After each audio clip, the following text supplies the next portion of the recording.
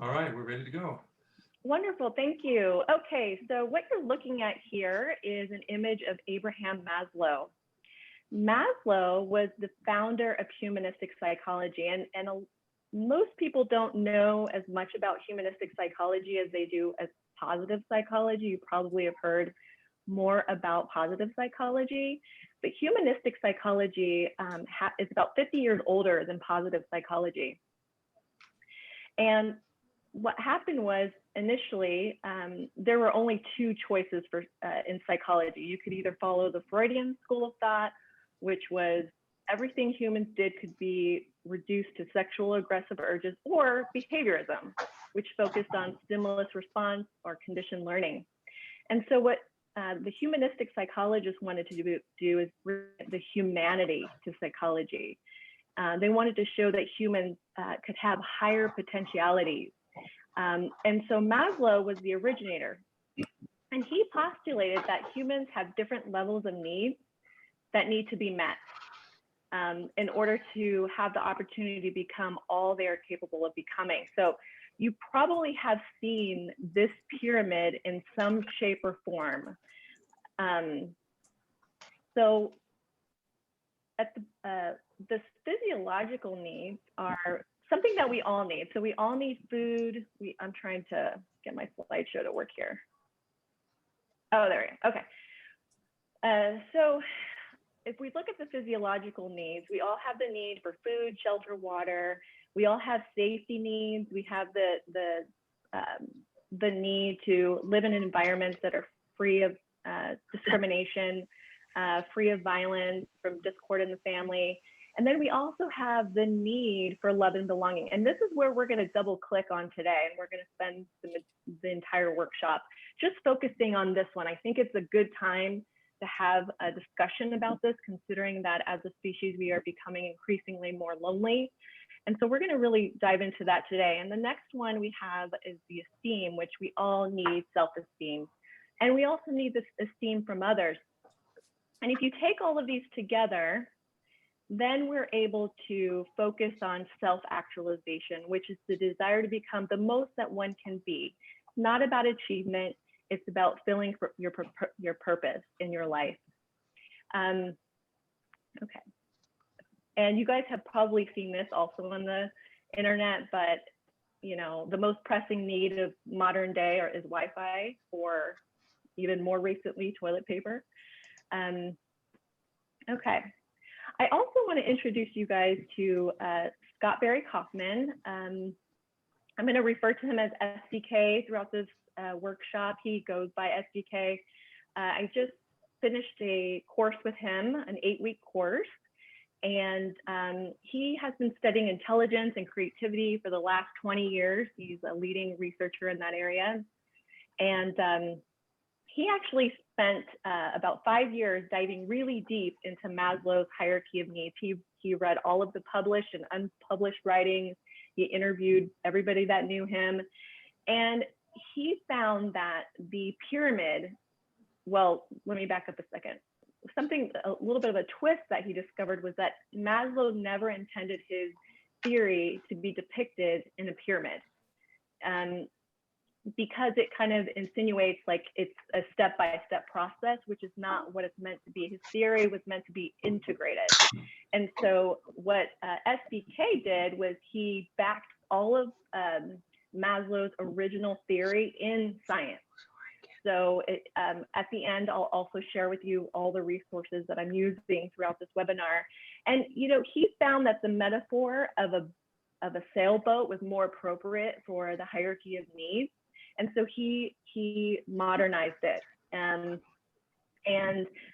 I love this metaphor because it is, you know, life is an experience. We have setbacks, we get up, we choose the growth option again and again. And so the sea can be choppy and it can be stormy, and it can also be wonderful and sunny and, you know, a great experience. So a lot of what I cover with you today is the latest and greatest in the psychological literature up to now. So based on that, you're going to see a lot of references in here from SBK. And so let's start with a definition. So the need for connection is to form and maintain at least a minimal number of positive, stable, intimate relationships is a fundamental, irreducible, and undeniable human need. So again, just like food, water, safety, the need for connection is also just a basic human need. So within the literature, the need for connection has two distinct sub-needs, and it's very important to distinguish the two, and you'll see why. So in one group, there's a need to belong.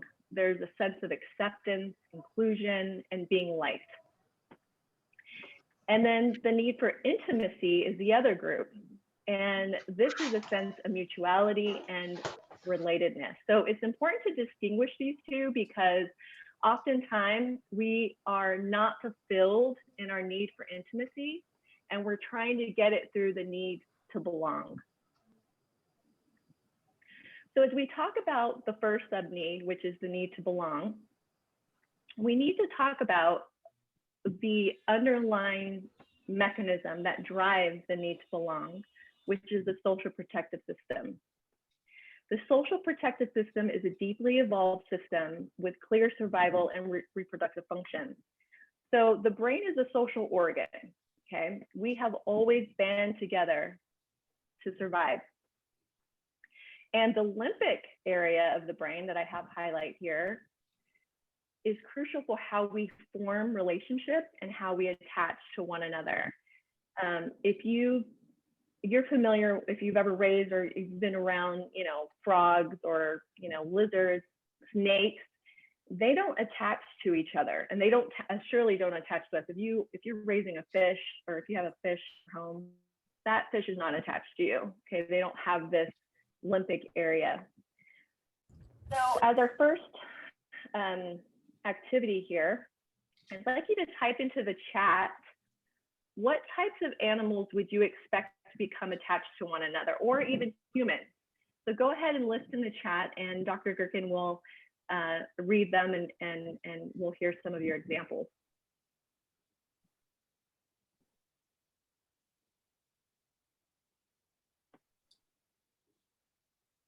First one I saw was otters. And I'm Otters. seeing lots of dogs. I'm seeing seals, Yes, cat or dogs, good. wolves, whales. Whales, that's a great one. That's going to bring me right into my next slide. Yes, Or dogs, mammals. quail. All mammals have limbic area in the brain. So attachment is just what we do. We attach to one another. And if you have animals, your dog, your cat, they get attached to you, and we get attached to them.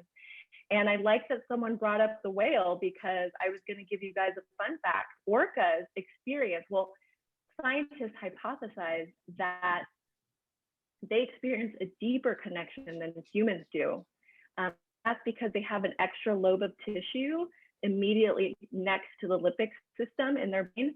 And so they have a greater level of attachment, and they feel deeper. They have more, they feel deeper love and grief. So that creates an ethical dilemma when they are removed from their families and their tribes and are essentially enslaved. So as I mentioned, let's go back there. The social protective system is a really deeply evolved system, and it protects us from being excluded. And belonging is contextual. So what you'll find is in societies where times are relatively safe, and we're doing pretty well, there tends to be less tribalism. And there tends to be more coming together. But when there's circumstances where the social protective system is being activated or triggered among lots of people, you will see people cling much closer to their tribe and much closer towards people who accept them. Even if it's not intimacy, we're going to get to intimacy. These people accept them for aspects of who they are, not for holistically who they are. So I love this quote, BK, our tribal instincts run deep. And especially now, we're on the eve of the election. And so particular ideology that you share with a particular group, we're gonna, we're gonna feel that we belong to that group. So take a moment, and I'm just gonna have you assess where you are on the need to belong scale. I have at the bottom from 1 to 5, strongly disagree to moderately disagree, and so on.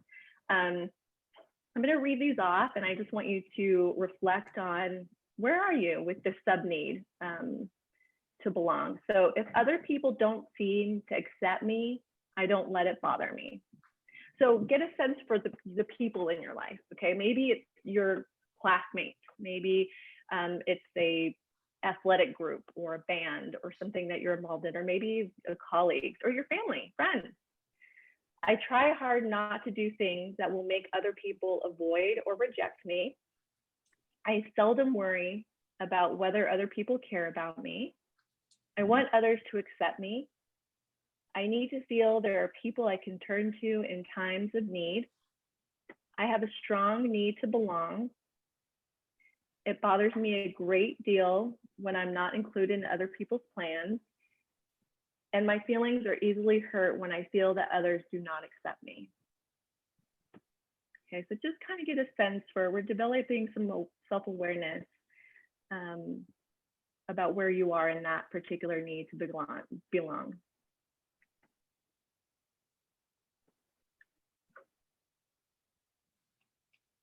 Okay, we're going to move on. And now we're going to talk about the need for intimacy. The need for belonging is quite different than the need for intimacy. While the need for belonging has the underlying system, the social protective system, the system that underlies the need for intimacy is really about the goal of connecting to people that you care about. So wanting to support the growth and happiness and development of other people. We meet this need through high quality connections. And so this is a term that they use in positive psychology. So high quality connections, I love this definition by Jane Dutton. And she defines it as a dynamic living tissue, and that's just so, I don't know, powerful, that exists between two people when there's some contact between them involving mutual awareness and social interaction. Like a healthy blood vessel that connects part of our body between two people and allows the transfer of nutrients. It is flexible, strong, and resilient. So relationships are so powerful. It's like our vitamins. And I love the comparison to a healthy blood vessel between two people. How is that blood vessel between you and that other person? Is it clear? Is it clean? Or is it clogged? But it's that important. It's a life source for us as humans. Okay? We're designed to connect to each other for survival. And they are so powerful. Just for a second, as a thought experiment, think about it. Okay, so our relationships bring the greatest amount of pain. Okay, don't think about the most painful experience in this moment, but they do. They bring, if you were experiencing sadness or fear or jealousy, there's somebody else in that equation, right? And also, we experience the greatest amount of joy in our lives because of a relationship. We love to laugh and we have amusement and we feel grateful for people in our lives. And we can share good news with others. So there is a mutuality and relatedness and the need for intimacy. There's both parties feel a sense of being alive. Like I said, there's mutuality, there's air buoyancy, there's not coercion, there's not controlledness, there's authenticity, psychological safety, and there's opportunities for self-disclosure. And it's very important to distinguish the need for belonging from intimacy, because the need for belonging does not have mutuality to it. You can belong to a particular group, like a political organization, a meetup group, a religious group, and don't feel a sense of intimacy or mutuality. It's not like your whole self is being accepted in this high quality way. you are only being accepted by the group because of a small, narrow aspect of who you are, not your whole self.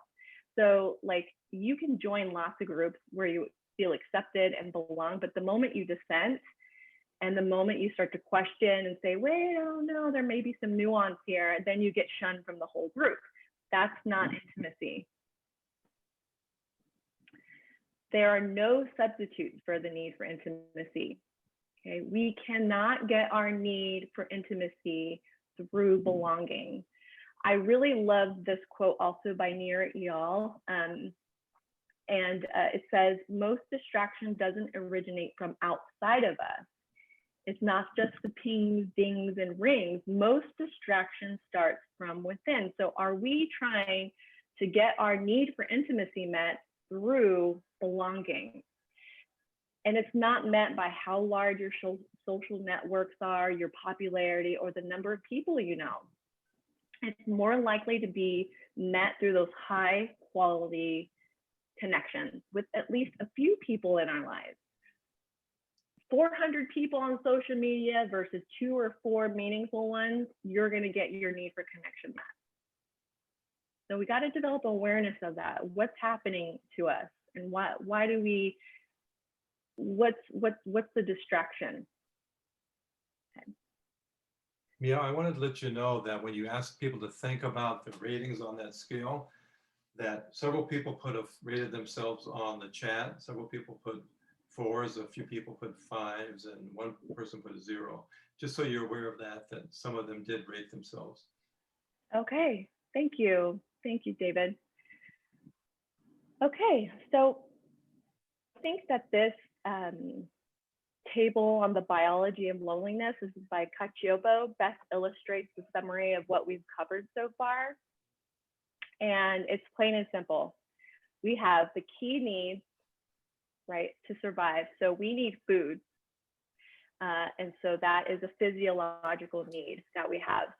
And our brain sends an aversive signal, hunger, to eat and to meet that need. Same thing with water. That's a key need.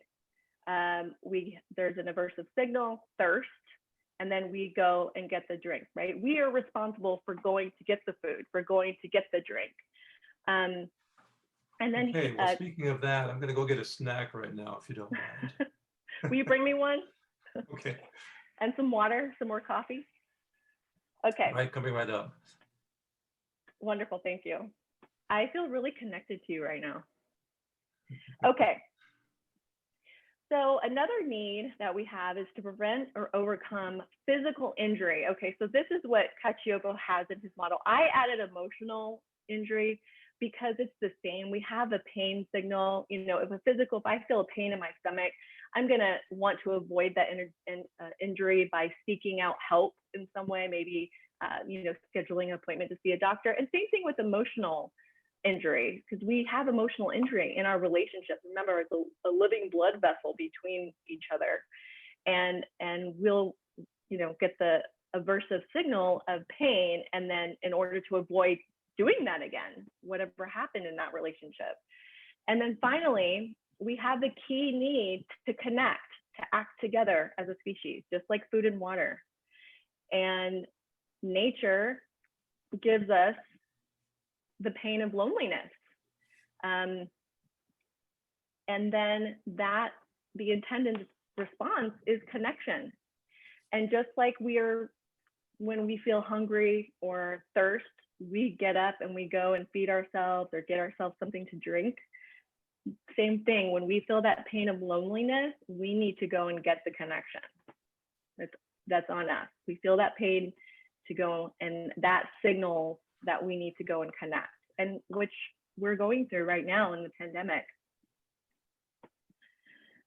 So this is going to be an opportunity for us to start thinking about your own relationships in your life. And now that we've developed an awareness of, what the connection or the need of connection is, and why we have it, and the 2 sub-needs, how do we create the kind of connection and meaning that we want in our lives? And so what I'd like you to do is I want you to write down, I want you to choose a relationship in your personal or professional life in which your interactions with another person are less than ideal. I don't want to send anyone into an emotional crisis. So don't, like, on a scale from 1 to 10, don't pick a 10 of a relationship. Pick someone who's like, you know, a 4 or 5, that there may be some conflict that's not resolved, and write that person down. And when you write that person down, I want you to describe and reflect on the current state of this relationship. Yeah, is this something you want them to do on paper or on the chat? No, I want them to write on a paper for themselves, just so they can keep it in mind as we go through this and develop some awareness about their own relationships. Thank you for clarifying that. And then finally, I want you to, I wrote some examples down here in the literature of positive interactions that people who have high quality relationships, what they look like. So they tend to have respectful engagement, they have presence, they support one another's goals or tasks, they have trust, there's playfulness, they have effective communication, they listen, and they have fun, which is my favorite. My favorite is being playful and fun. Those are my 2 favorite things to have in relationships. And so evaluate this relationship based on some of the examples that I gave you. What about this connection makes it subpar?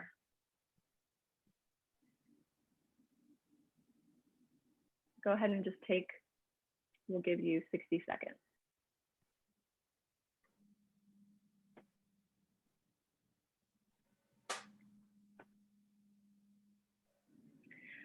And then let's hear some examples. So go ahead and write in the chat. What are you guys writing? What's missing from that connection, do you think? We're just doing a, develop some insight and see where you are right now.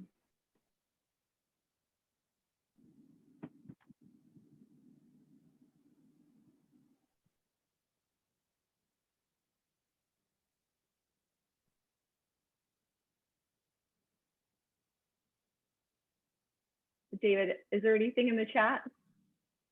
Yes, I'm seeing listening, trust, effective communication, presence, a lot of trust. Trust is several times. Okay, wonderful. Okay, let's keep those in mind. A lot of effective communication as well. Okay, awesome. So we're gonna look at those coming up soon. I'm going to show you a video. It's about 5 minutes long. I think it's an excellent video. And as you're watching this video, I want you to write down physically on your notes, how can you relate? What stands out for you? Okay, what insight are you developing? And before we jump into that, this quote by Oren J. Sofer is, he says, entering into relationships from a sense of deprivation versus a place of growth.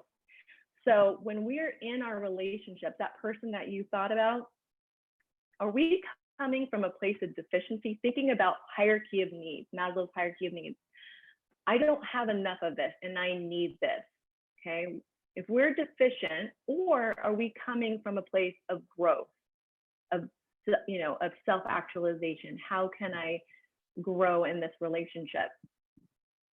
Okay, so I'm gonna play that.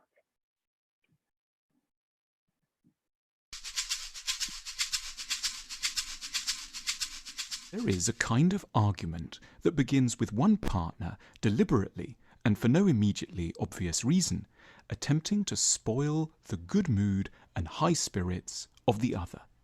The cheerful partner may be cooking a cake for their visiting nephew, or whistling a tune while they rearrange the kitchen. They may be making plans for the weekend, or discussing what fun it will be to see an old school friend again soon. Or they may be expressing unusual optimism about their professional future and financial prospects. Despite our love for them, something about the situation may suddenly grate with us. Within a short time, we may find ourselves saying something unusually harsh or critical. We may point out a flaw with their school friend. They tell very boring anecdotes and they can be pretty snobbish. We may take exception to the arrangement of the cupboards. We find fault with that cake. We bring up an aspect of their work that we know our partner finds dispiriting. We complain that they haven't properly considered the roadworks when planning the weekend. We do everything to try to induce a mood of anxiety, friction, and misery. On the surface, it looks as if we're simply monsters.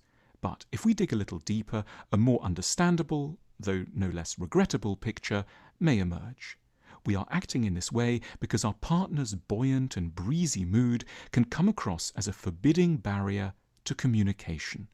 We fear that their current happiness could prevent them from knowing the shame or melancholy, worry or loneliness that presently possess us. We are trying to shatter their spirits because we're afraid of being lonely. We don't make this argument explicitly to ourselves, but a dark instinct in our minds experiences their upbeat mood as a warning that the uncheery parts of ourselves must now be unwelcome. And so we make a crude, wholly immature, but psychologically comprehensible assumption that we will never be properly known and loved until our partner can feel as sad and as frustrated as we do, a recalibration of mood that we put into motion with malicious determination. But, of course, the truth is quite the contrary. We may succeed in making our partner upset, but we almost certainly won't thereby secure the imagined benefits of their gloom. They won't, once their mood has been spoilt, emerge with any greater appetite for listening to our messages of distress or for cradling us indulgently in their consoling arms. They'll just be furious. The better move, if only we could manage it, would be to confess to, rather than act out, our impulses. We would learn to get to know the mechanisms of our immaturity with unfrightened curiosity, while making every effort to protect others from its effects. We would admit to our partner that we had been seized by an ugly fear as to the consequences of their happiness. We'd laughingly reveal how much we would ideally love to cause a stink, and would then firmly pledge that we naturally aren't about to. We would all the while remind ourselves that every cheerful person has been sad, and that the buoyant among us have by far the best chances of keeping afloat those who remain emotionally at sea. The spoiling argument is a wholly paradoxical plea for love that leaves one party ever further from the tenderness and shared insight they crave. Knowing to spot the phenomenon should lead us, when we're the ones baking or whistling a tune, to remember that the person attempting to ruin our mood isn't perhaps just a monster, though they are a bit of that too. They are childishly but sincerely worried that our happiness may come at their expense, and they are, through their remorseless negativity, in a garbled and maddening way, begging us for reassurance. If you liked this film, download our app where you can view all. Okay. All right, so what I'd like you to do now is I'd like you to reflect on what you just watched, and you can see, that you're talking about insecurity. What stands out to you? What resonated with you? What insight have you developed? And I'd like you to share that into the chat, and then I'll have Dr. Gerken read out some examples. Maybe it's not about the video. Maybe something else stood out to you throughout this presentation, and you can share that as well. Any insight, something that resonated with you, or maybe you developed some awareness about, never thought about it in that way. Any aha moments?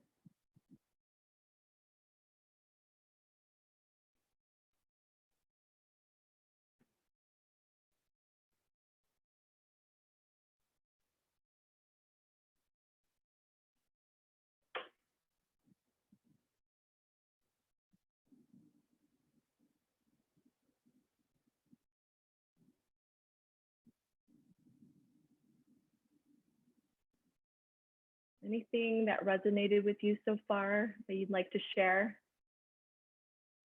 One person wrote codependency issue. Okay, that's coming up. Someone wrote, it's interesting that we presume people can only accept us or help us if they feel the way we do. Very insightful. I like that. Another student wrote, being indecisive as heck. Being indecisive? Yeah. And another said, what stood out to me is that the root of this behavior is caused by the need for reassurance. Oh, absolutely. We're always, it's never about who swept last or who didn't, unload the dishwasher. It's always some deeper need that's not being met. And it's a security need. Any others?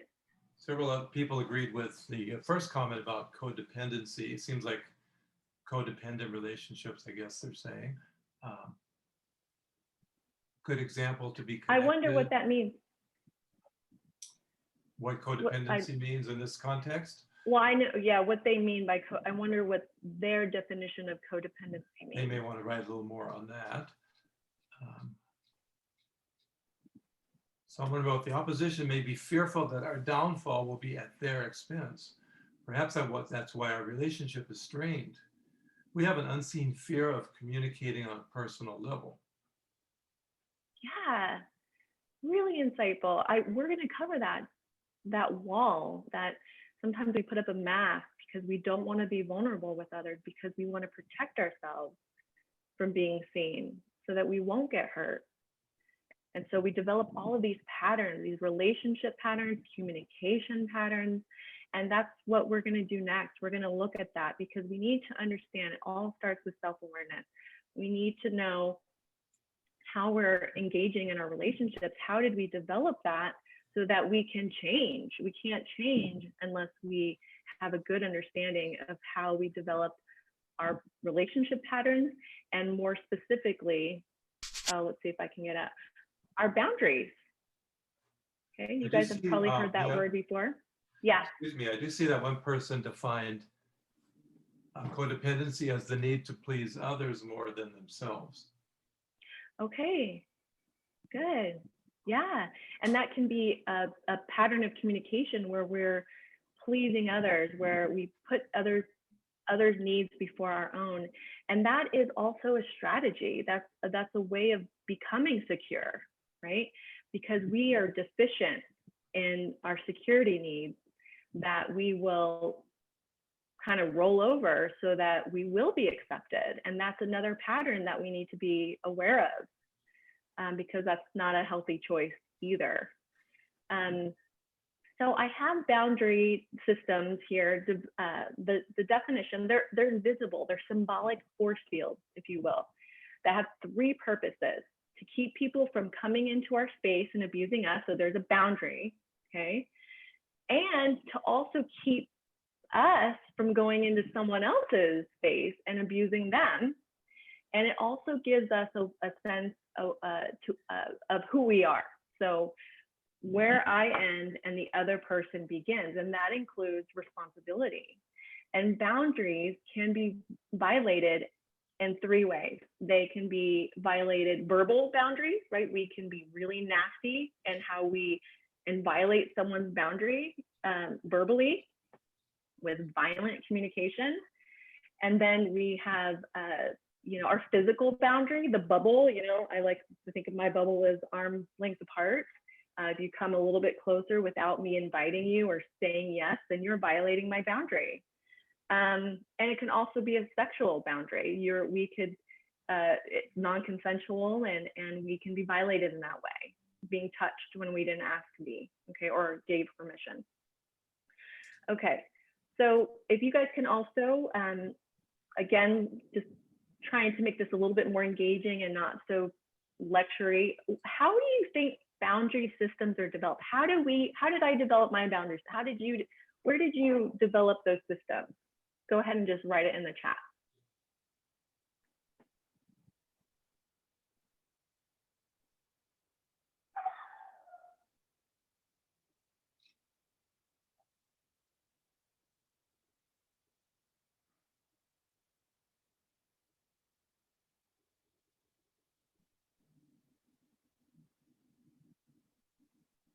Any good ones? Someone wrote that their parents. Yeah, absolutely. Parents, right. So important significant people in our lives. Another one said through experiences. Experience, yes, good, from others, good. So how significant adults responded to us, right? How did they model those boundaries? How did they treat our boundaries? Did they violate our boundaries? Did they say nasty things to us? Did they violate a physical boundary? What they said to us, right? So that's also, they model the communication pattern. And also by observing. So watching the interaction of those important adults in our lives, our parents, or maybe you had grandparents that raised you. But again, the focus is on the significant adults in your life. What did you see? Okay. And as small children, we have no boundaries, right? So if you can just think about a child that maybe you've raised children, or maybe you have a little cousin or something like that. They don't have boundaries. We have to teach them. We have to show them what boundaries are. Like, no, don't touch that, don't say that, do this, etc., and so on. And people who have grown up in dysfunctional homes can suffer various kinds of boundary impairments, which is what we're going to look at next. So there are typically, and this can be nuanced, but there are typically 4 types of boundaries systems. So there's an intact boundary. This is the goal, where we accept, and this is for those of you who are mentioning codependency, this is key here. We accept responsibility for our own thoughts, our own emotions, and our own behaviors, okay? And we don't accept the responsibility of the thoughts, emotions, and behaviors of others. It's not our responsibility what other people think about us and what they do and how they feel. That's not. We are responsible for how we attach meaning, to their behavior and what they say to us, but we're not responsible for their thoughts, their emotions, their behaviors. That's an intact boundary. Likely a person who has an intact boundary, they've been modeled in intact boundaries from their significant adults in their lives. Then there's no boundary. Okay, these people have no sense of when they're being abused or when they're abusing others. Okay, so this can be a blatant perpetrator where they just, hey, I can violate your physical boundary. I can do whatever I want. They don't recognize boundaries. Same thing when we're the ones that are being abused. Sometimes we grow up in such dysfunctional or chronically, traumatic environments that, hey, if someone calls me a bad name, I don't even notice it. It's normal. What boundaries?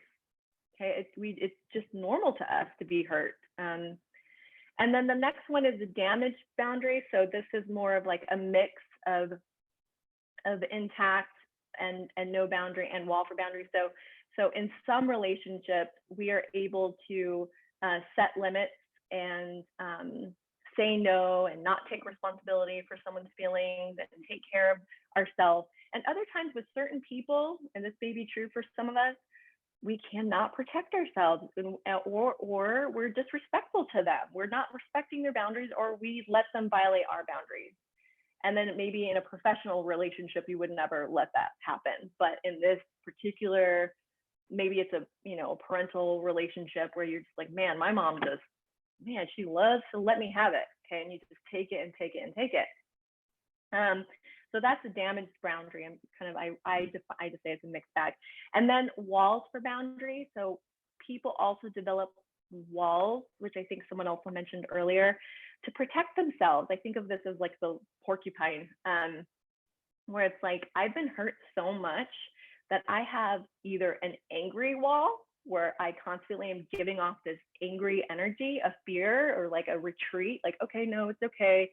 Or maybe even that, like the pleasing aspect that you guys described earlier. Not being able to be your authentic self, being vulnerable, can't be intimate with others. We're lacking in the need for intimacy because how can I trust anybody? I've been hurt so much. I have to have this wall to protect me. I cannot even let the good people in. Okay, so reflect on this for a moment and thinking about that relationship and your personal professional life where you wrote about in your interactions that are less ideal, what type of boundary system do you have with this person? Just reflect on that for a moment.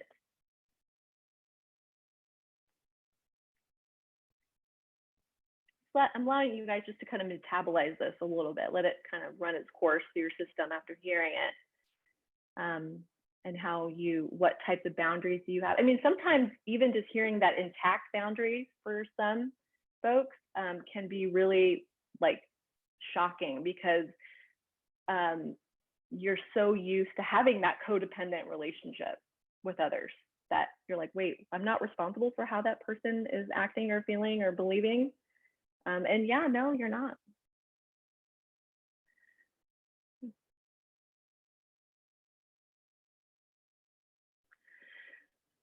All right, so moving on here. Now we're going to talk about the specific actions that you can take to enhance the relationship quality. Okay, so not only do we have the boundary system that we've developed over time, boundary patterns, we also have communication patterns. And so we're going to look at that because that's just foundational. A lot of our conditioning growing up is that we learned whenever there's a difference or a conflict, as a child, we learn that the person with more power is going to win. Think about that. Think about that in your own childhood. The person with more power is going to win. So one person is going to get what they want. I'm thinking about my own family system. I'm number 3 or 4. And someone's going to get the short end of the stick. And we all know we don't want to be the one on the side. We know what side we want to be on, right? We want to have the power. And so we learn how to manipulate, how to dominate a situation. You know, I'm just gonna, this is totally off script. And for some of my colleagues that are on here, I have to share this. We played basketball, myself, our department chair, and my best buddy, Dodrell, who's on here. Hello.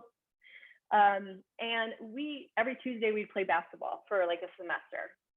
And while we were playing basketball, I realized, or they actually, my colleagues had to tell me that I was violating their boundaries because I was like, man, I wanted to win. Okay, it doesn't matter if I break or throw out, you know, my chair's knees. Okay, like I wanted to win, and I developed that pattern in my family system because I was in between brothers. And I was trying to dominate. I wanted to win so bad. And so it wasn't even until, gosh, I'm 41 now. So when was that? I was probably like 40 when I had the aha moment, like, okay, Mia, this is for fun. Like, you don't need to kill anybody right now while you're playing basketball with your friends at work. So those are kind of the insights that we need to develop, how we grew up in our family system. And how are we acting like that now in our daily lives, in our relationships as adults? Because the past is present, believe it or not, it is. And so awareness is really key there. So communicating responsibly, we pretty much communicate all day long, okay? Even all day long, all day, every day of our life, even when we're alone, if we're not texting somebody, if we're not on social media, there's an inner dialogue, right? And how we communicate determines the success and the health and the quality of our relationships. We get a whole lot of training in communication, but it's just unconscious, okay? And it's often unhealthy habits of communication, okay? And we are also socialized to point everything out in a person that's wrong with them. Again, because it's that dominance. Like I want to get what I want, even in my adult relationship with my husband. Okay, my little younger Mia comes in and is like, you know what? Someone's gonna get the shorter stick here, right? And I don't want it to be me, so I'm gonna try and manipulate the situation to get what I want, right? Do we really get what we want that way? We don't. Maybe in the short term, but the quality of the relationship suffers when we are not coming from, our intention is not there, Okay, so the foundation begins with being present, which I have here. Being mindful. Mindfulness is, gosh, the key to everything these days. It means be here now, okay? Put your phone away, turn off social media, turn off the television, be here with that person. During conflict, right, of course, we are also socialized to be there with the people we care about during the rough patches, right? You guys know that. So if someone's going through a hard time, everybody's going to band together, like, oh, we want to show that we care about that person. And that's great. That's wonderful. But we also want to be there, and we want to be present during the good times. We want to put the phone away. Okay. We want to make eye contact, be in the moment. In this webinar right here with us right now, being present. You're not, hopefully not writing notes on another class or completing an assignment. You're here with us, be present, okay? And that you do through really the 5 senses, just, you know, using your sight, smell, touch, hearing, listening to the other person, just be present with them. And sharing, again, going back to the good times, we want to, what are the things when you read about high quality relationships in positive psychology? One of the key things that has kind of emerged from the literature is that people with high quality relationships are present and mindful during the good times, right? So they, when I come home, or even today, and I run out there to my husband, I'm like, I'm done with the webinar, and this is what happened, and David played a song, and Dodrell was there, and Dr. Bryce Sachs, et cetera, so on. I want to share my good news. My husband's like, wait a minute, I'm, you know, he's rolling through his phone. That's not a high quality way to respond to somebody. So we want to be there when times are hard and we're in conflict, but we also want to be there when they're good, because again, that's part of intimacy with somebody is the fun and fullness, which is my favorite. Okay. And then the next here is to be intentional. And this is probably the most important part of this training, or any communication training. It's the single most important ingredient to dialogue, because most social scientists, about 75% or even more, will say that your nonverbals and voice, facial expression, your gut sense, you know, our nerves will pick up and feel information. So it's not about what we say, it's about where are we coming from, okay? Our intention is what actually animates our body, you know, our facial features, our, you know, our tone of voice. And when our verbal cues don't match our words, who do you think we're going to trust? We're going to trust the words or the nonverbals, the intention, okay? We tend to trust the body and the gesture. So you can say something in like the most perfect, awesome, beautiful way, but if your attention is off and you are trying to pull one over on them or manipulate them or get ahead, and they're going to feel it. They're going to feel your intention. So the intention is so powerful.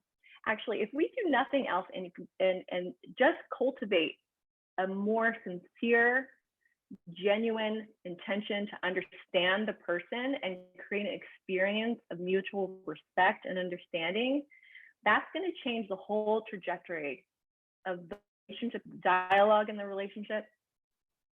And we want to be mindful of what is my intent, what do I truly want here, okay? Am I after, like, is my goal in this relationship, in this dialogue that we're having, just to get what I want? Okay. Are you really going to get what you want that way? That, like I said earlier, that does work to an extent, but it's going to, you know, decrease the quality of the relationship. It's just about you. So even in the workplace, for example, if my intention is to get what I want, then everyone in my social network becomes an object. Okay. And that is a very lonely place to live in. If my intention becomes to understand and participate in the flow and give of a relationship, then that's that's where the secret sauce is. That's what we want in our lives. All right, so that's the intention. So again, just we need to check ourselves. What is our intention in this relationship? What is my intention in this conversation that we're having? And remember, oops, one of my earpods just dropped off. Just a second. Okay, I'm back. All right. So the next one I have here, technical difficulties, is my personal favorite, which is to implement the do-over. David, did you guys do the do-over as kids when you were playing in the neighborhood? All the time. Do-overs, do-overs. Yeah, exactly. So again, you guys know this now, I like to play basketball. So when we were playing basketball and there was some disagreement where we couldn't, we couldn't determine who's right, who's wrong, then someone would just yell out, do over, right? And then we would just start over again. And that's the same in relationships. It's almost never too late to call out a do-over. And sometimes it's within the process. So mindfulness kicks in and we can just own it. Wait a minute, hold on. My intention was not, my intention is not coming from the right place here. My intention was really to work together. And do-overs are so important. It gives us an opportunity to deepen a relationship. Okay, so that's where the intimacy is. It's tragic when so many times people are cut off from conflict. You guys probably reflect on your own life where you just, I'm just not going to deal with it. I'm going to go put the wall boundary up, right? Because when we do that, we're avoiding what could potentially be intimacy. Because we learn from each other through our differences. And we miss the most important, most valuable opportunity, which is the chance to learn how to make peace. Nobody can have a perfect relationship. That does not exist, okay? What is most important is knowing how to repair a relationship and to keep doing it. My husband and I are gonna do that probably sometime today. Yesterday I was sharing with Dr. Gerken earlier, I had to repair with my son. My intention was off. I was showing him a part of me that was really scared because of his safety and because I love him. And instead I showed him my angry part. And so I had to back up and really explain to him, hey, what happened is actually I'm worried. I was worried that you were going to get hurt. And that's why I got angry. It's because I love you so much. So every time we blow someone off or we have that wall, we miss the opportunity to learn how to stop being at war within ourselves, with other people, and then extending that out to the greater society. Moving on to active listening to understand. Listening tends to, we think that we're really good at it, but we're typically not. It's a skill, it takes practice. And you know what? This is a good time for me to mention that all of these strategies that I'm giving you here come across as pretty easy, that easy to comprehend, easy to understand. But when it comes to practicing it and putting it in, into your life, integrating it into your social networks, that's more challenging. And so that can use a little bit more coaching or more self-awareness. And so you have counselors at GCC, and we're here to help you with those types of things. We're not clinical, but we can help with skills, just like understanding the intention and how to overcome sort of those communication obstacles, et cetera, and so on. So active listening, one of my favorite quotes on active listening for me to just to help understand what it's like good listeners are like trampolines. Okay, so it just, when someone, because our egos tend to get in the way, right? So somebody has something they want to disclose to us, we want to be trampolines. Okay, I gotcha, right? Let's just let it bounce off of you. Be curious. Don't be defensive. Be curious, because it goes all back to the hierarchy of needs. what insecurity, what need, what is not being met for them, what need is not being met for me, and how can we find the happy middle there? Because like I said, we don't want to force anything on anyone. We don't want to manipulate, right? Because then we don't get what we really want, which is that high quality connection with that other person where it's mutual respect. Okay. And we want to ask constructive questions to clarify what they're saying. Again, check the intention, because if the intention is not there to resolve and to understand and repair, then everything is going to go off the rails. And we want to make sure that we give them the space to openly discuss their thoughts and ideas. All right.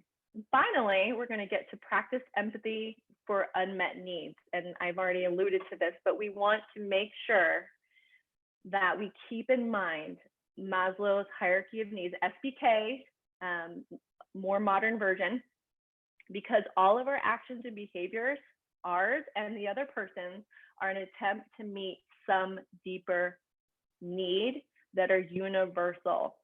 That's the humanity. That's the humanistic psychology. It's like we all have these needs.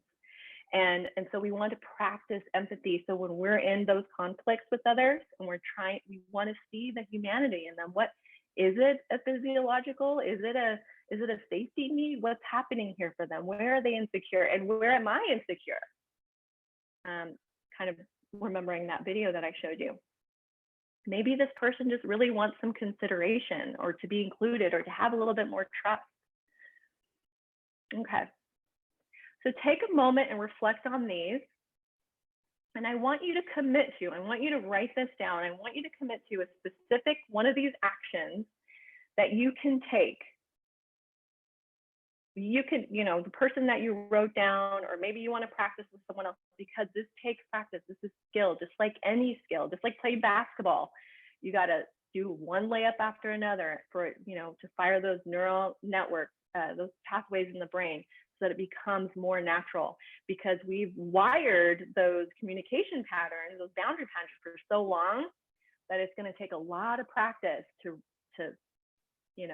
rewire the way we communicate, rewire how we're in relationships.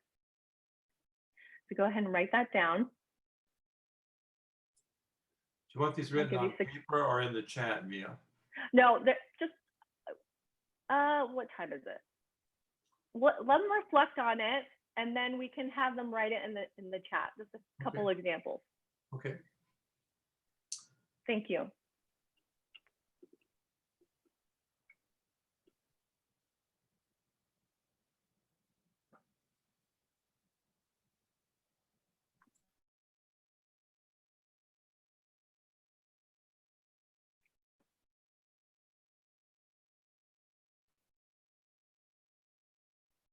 Let's go ahead and hear some examples. What are you guys committed to doing and changing? First one that came in says, be intentional. Beautiful. Thank you, whoever shared that. Next one says, implement the do-over. Yeah, do-over.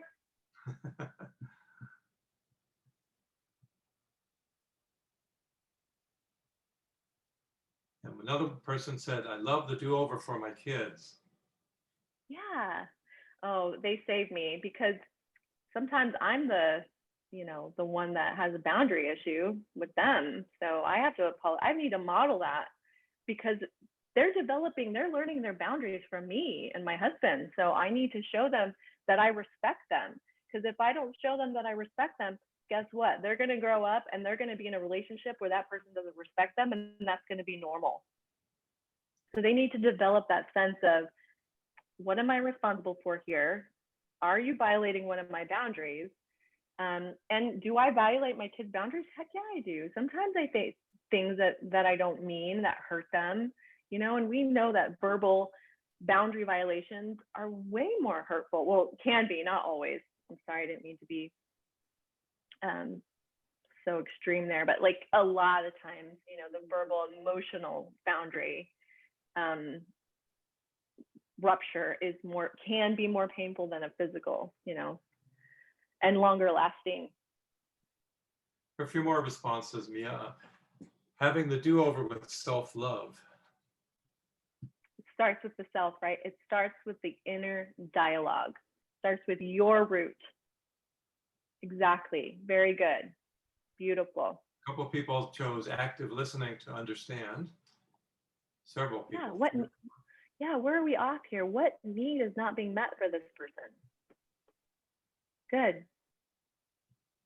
Awesome. Okay. So I wanted to end with this. We're not ending. Hey, we're not ending, people. Don't leave. Can I jump in here, Mia? Yeah. I wanted to mention that in just a couple of minutes, I'm going to be adding the PDF file to the slides for the presentation into the chat, so you can download it before you leave. So if you're waiting for that, just be a couple of minutes. Yeah, and we also need your info, and you're going to want the resources too. All right, so I have the Harvard longevity study up here. This is a study that's been going on for 80 years. And what they found in this study is that relationships are by far the most important determinant for our overall quality of life, and people live longer when we have high quality connections and relationships with others.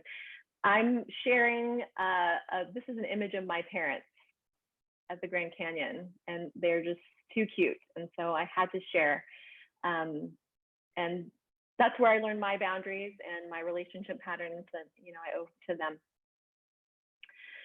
Okay.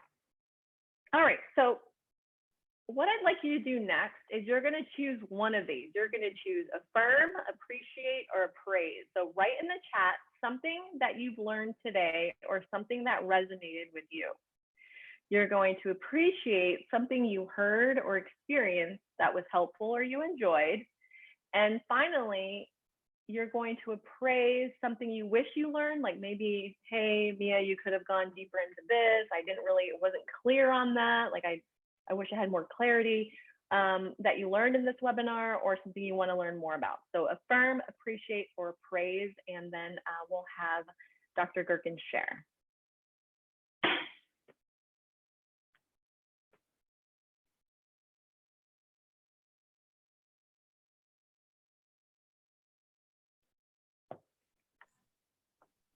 The first one says, I appreciate that you highlighted the difference between belonging and intimacy. Thank you. It's an important distinction. Another one, I appreciate your sharing your personal experiences. Oh, good.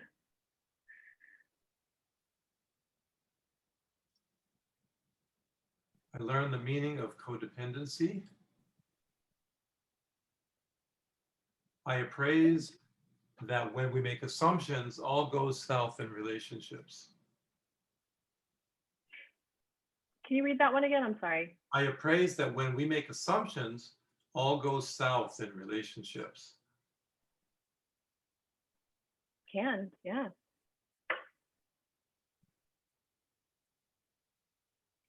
Hierarchy of needs was helpful because I learned about it in classes and you went into depth. Oh, awesome. And just remember, Maslow never intended to have a pyramid. Isn't that fascinating? That was actually a business consultant group. They took his theory and they made it into the pyramid, and then everyone just started using it. But he never intended it to be in a step lock process. It's supposed to be integrated into the person to be able to self-actualize. And self-actualization looks like, when someone can, I'll use myself, this presentation, for example. If I didn't have my lower needs met, like if I didn't have somewhere to sleep last night and I don't have any food, or maybe I'm living in a home that's with violence, I won't be able to self-actualize this presentation the way that I did today. So I could still pull it off, but it wouldn't be, the optimum capacity of my purpose.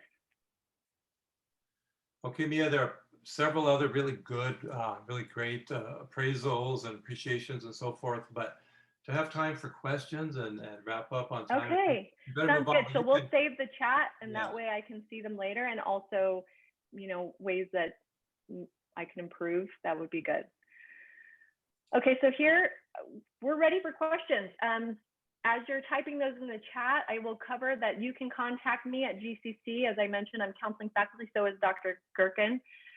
If you want to learn more, okay, you can take a CPD 150 College Success course. We're always working towards self-actualization in CPD 150. It's all about how can you constantly grow and change and improve and become the best version who you are so that you can, achieve your goals and dreams.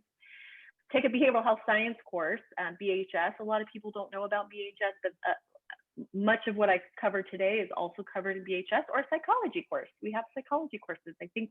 I know that we also have a positive psychology course. And then if you want to schedule an individual appointment, you can always, I have the email down here, just send an email to our front office and you can schedule an appointment with one of our wonderful counselors. We're not clinical, we're not doing therapy, but we are, if you have an issue and you need us to kind of figure that out, work together, problem solve, like I said, if you want to develop further the skill of communication and developing, awareness, or anything with regards to personal or professional development, you can see a counselor. And then we also have some upcoming workshops. Again, this is all going to be in the chat, so don't feel like you have to write it down. But we have remote test taking and test anxiety from my colleague, Amy Turgeson. And then from James Wilson, we have healthcare literacy, COVID-19 contact testing. And so I'm available if you guys have questions. We still have like 3 minutes. Okay, here's a question, Mia. Do some of these concepts and boundaries shift when relating to children?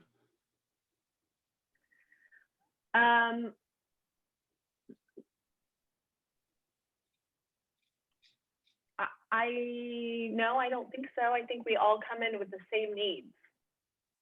So unless that person can clarify what they're asking, my answer to that would be we all have these needs, and we need to model the appropriate boundaries to children and teach them how to have healthy boundaries and how to have healthy relationships and how to communicate in a healthy, productive way. So it's the same. I think we need to do a better job at teaching them healthy boundaries, so that they don't have the ruptured boundary systems that some of us do growing up, and then we have to go back and figure out how do we correct those in our current relationships, because like I said, the past is present. The way that we've been doing things for so long, we continue to do until we develop self-awareness, and then we can change. I hope that answered the question. Here's some clarification. Just thinking about how children don't have the same boundaries set in yet. And for example, I am certainly responsible for the child's emotions when they're young. I see what you're saying. Oh, yeah. Well, we really can't control how someone feels, but we have control over how we treat them and how we model. So it's always what they see us doing, so what they're observing, how we respond to them, and what we say to them. That's going to help them develop those intact boundary systems. What do you think, Dr. Gherkin? Yes, I agree. Okay, do you think I'm answering that? Mm-hmm. Okay. Our time is about up. I wanted to mention that I did post the slides in the chat. And if any of you are here for extra credit from a class, when you type in chat, we'll see your name, but please put your instructor's name, the class or the program that you're from that is giving you extra credit, so we can notify your instructors before you go. And I wanted to share, thank you, David. Also, I forgot to put the slide up, but these are my resources. So we're excited throughout this entire webinar SBK, I've read his book 3 times. Like I said, I've taken his course. And this, I couldn't recommend this. I mean, this is just an amazing book. And then this, Oren J. Soper, he wrote A Mindful Approach to Nonviolent Communication. I just think that's such a great title because, you know, our communication can be really violent. And that's an excellent book. And then, of course, Dr. Siegel on mindset. So that's, you know, kind of talking about the inner workings of the brain. That's really helpful for personal transformation. Any other questions? We made it 3:16, so I'm only 1 minute over. I feel pretty good about that. Yeah, and we're getting the extra credit information in the chat. So Okay. I'm going to, I'm sorry, go ahead. Do you mind stop recording so that I can play the final song? Exactly, I was just going to say that. Okay, here we go. Okay. Just a second.